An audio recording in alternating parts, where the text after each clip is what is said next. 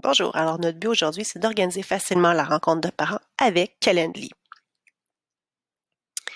Ce que ça va vous permettre de faire, c'est de prévoir des rendez-vous de 10 minutes avec des intervalles de 5 minutes entre chacun des rendez-vous sans envoyer un seul courriel. La formule sera identique pour tous les intervenants, donc ce sera facile pour les parents de se retrouver. Il y aura donc 3 grandes étapes, 3 capsules: création de votre compte, planification des rendez-vous et la vérification de tout ça. C'est parti! Alors, première étape, on va aller créer un compte avec Calendly. Tout simplement, on va venir écrire calendly.com. Alors, maintenant, on se retrouve sur la page calendly.com. Je suis en anglais, donc je vais aller dans le bas de la page et je vais trouver language, et je vais faire le français tout simplement. Comme je n'ai pas de compte, j'ai annulé le mien pour le bien de la cause. J'ai mon adresse de la commission scolaire. S'inscrire. Je ne veux pas le faire avec Office 365, vous pourrez le tester. Je préfère faire la méthode plus longue au cas où vous arriviez à cette méthode-là. Donc, Annie Bray pour mon nom complet et je choisis un mot de passe.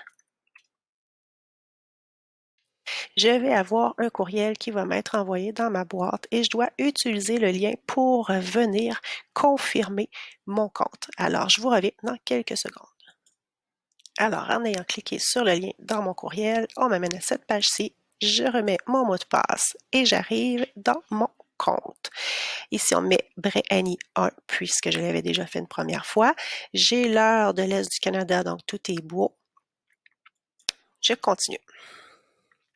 Il est important ici de choisir le Google Agenda. Pourquoi le Google Agenda? Parce que plus tard, ça va vous permettre de faire des liens avec Meet pour vos rendez-vous. Je suis venu cliquer dessus et je viens choisir mon Bray.Annie CS Capital. Je fais les autorisations pour pouvoir afficher, etc. avec mon agenda. Bref, que Calendly puisse fonctionner. Et là, on me dit, voici comment ça travaillera. Première chose, ils vont rechercher des conflits sur Bray.Annie, qui est en fait votre calendrier principal. Super important ici de choisir votre calendrier principal, non pas des sous-calendriers, sinon ça ne fonctionnera pas avec Meet. Donc, ici, je vais venir enlever les conflits. Pourquoi? Parce que si jamais j'avais une autre chose dans mon agenda, un autre moment réservé, cette journée-là, bref, s'il y a une rencontre de parents qui arrive au même moment, elle ne pourra pas être placée.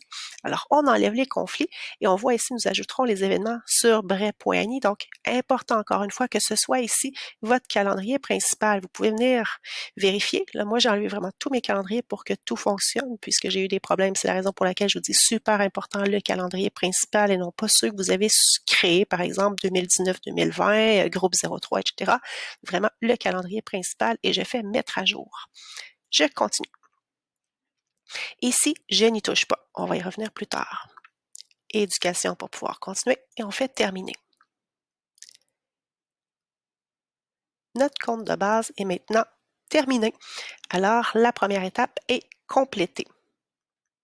Je vous vois donc dans la deuxième vidéo pour vous expliquer comment créer votre réunion avec les parents.